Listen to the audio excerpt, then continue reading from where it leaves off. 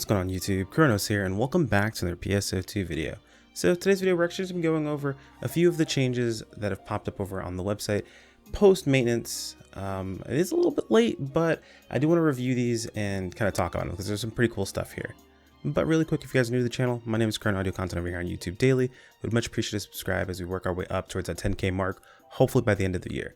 But anyway, let's get started. So on July 7th, we had some maintenance, and to be perfectly honest, a lot of us were kind of wrapped up in the event that was coming out.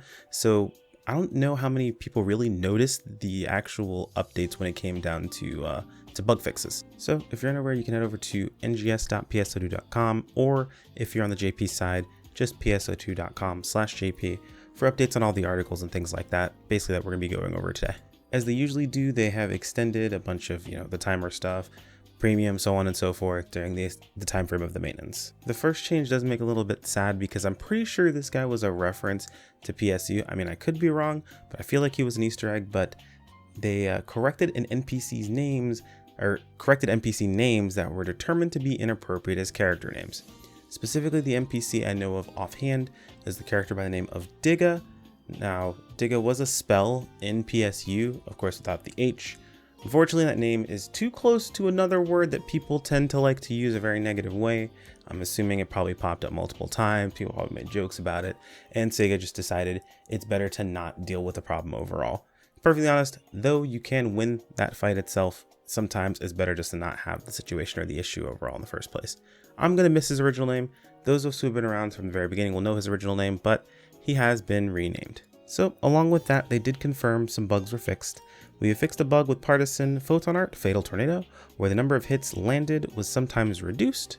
Fixed a bug where the assault rifle photon art Blaze Shot, where the firing accuracy was low. This is actually really good because it was pretty terrible. Fixed a bug with the trial Collect Stella Packs, where objects sometimes did not appear under certain conditions. That, of course, could always be a problem. Fixed a bug where an incorrect message was displayed when making a purchase in the AC/SG shops with a full inventory. Also addressed a bug with the daily free SG scratch ticket, where sometimes displayed as blank in the acquired items list.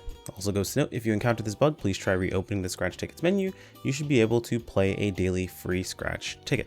Fixed a bug with the Oracle Renewal Collection items in personal shops where they could not be searched for and item market prices could not be checked. This is good because people really wanted to try to find these on the market, so those of you guys who are trying to sell these items now can sell them properly. That has been fixed, so super dope. Fixed the bug with Steam, Epic Games Store, Microsoft Store versions where the option for text resolution was not being reflected correctly. I actually experienced this and didn't realize that I experienced it because I logged back into the game and things looked a little bit weird, and then I adjusted. I was like, oh, this is looking right now. They do also go on to confirm a couple of bugs. Confirmed a bug in PS2 NGS where BGM may not be played correctly. A bug where the change implemented in July 7th update to increase the amount of players that can deal damage to a specific part. Okay, so apparently there were some changes that were coming around July 7th to Varus or Pettis.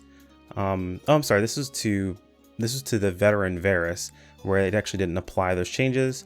Looks like those are just confirmed as bugs right now, and I guess they're probably looking to confirm or apply those hoping in the near future.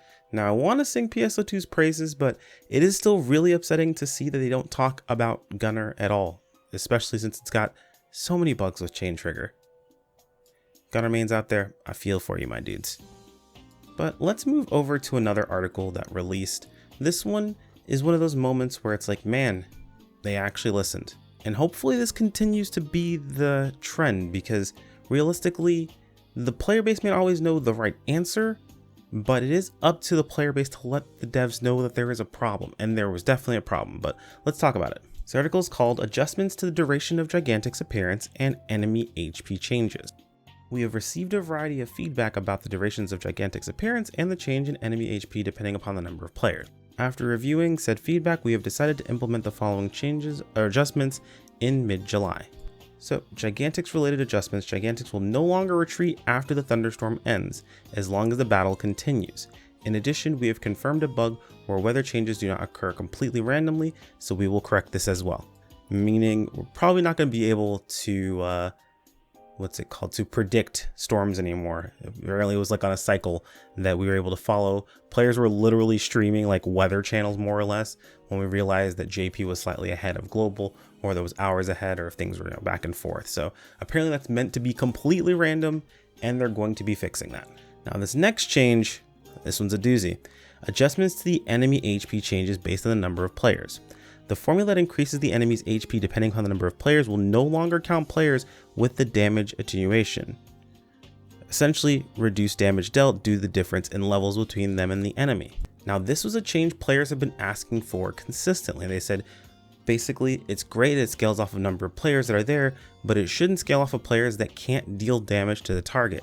It's making it more difficult, and these are in zones that these players don't know that they're making situations more difficult for them. And in some extreme cases, there were players out there that were purposely trolling other players. And I mean, it was griefing, it was terrible, but that was happening. In some rare, insane, extreme cases, asking players to literally pay them off. So it goes on to note that this applies to all enemies whose HP changes depending upon the number of players. Now, I am concerned because technically urgent quests do scale based on the number of players that are in there. However, there are some situations where players at a certain level can still scale in or still queue into urgent quests before they're within 5 levels of their target. Considering urgent quests only require a certain amount of battle power and not a certain amount of level, this is a possibility. Though, now that I think about it, this next portion of this is actually going to make this even better, so no, never mind, this still works out fine.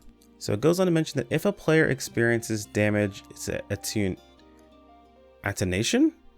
Whatever, I'm probably saying that horrifically wrong, so you guys can make fun of me in the comments, but they will only be able to inflict 1 damage to the enemy, so it's going to lock it at 1 damage. They're not going to be able to do anything extra. Furthermore, specifications will be changed so that even if the target enemy is defeated, players with damage, or damage reduction, will not receive any items, Meseta drops, not gain any experience or seasonal points, and players who experience the damage reduction will not have it count towards any of their tasks. We are working on these measures for the upcoming updates. Thank you for your patience and understanding. Now, this is enormous. Not only does it show that Sega is actually paying attention to the player feedback on what should be changed. Granted, in this case, we did have a proper answer, but they're going to be implementing it moving forward. Now, this change is a little heavy-handed, but I do believe it's necessary. What it's actually doing, now granted, some people are going to see it as, oh, well, you're bullying low-level players. Not really. So currently in the game already, outside of 5 levels, you were already receiving reduced experience. This was basically something put in place to keep players from trying to power level other players more or less. Essentially had to go through the process of leveling like everyone else the proper way. Now, they went in and talked about changing the enemy scaling HP. However, that wouldn't have been enough. Just changing the scaling HP would still incentivize players to be there to try to get a bunch of try to get some experience and to try to get loot drops early. Now, while I don't think it affects other players that are around, it does incentivize proper play though. What it tells the player is that, hey, look, you're not prepared for this piece of content. Go do content that you're supposed to be doing. That way, when you come back to this content, you are prepared, you can actually help out in the situation itself.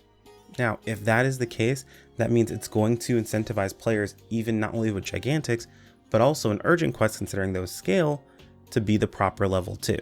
Realistically, it was already a bad idea for players who weren't able to properly deal damage to these targets or even fight these targets to even do anything here with them. They were basically wasting their own time without the game telling them.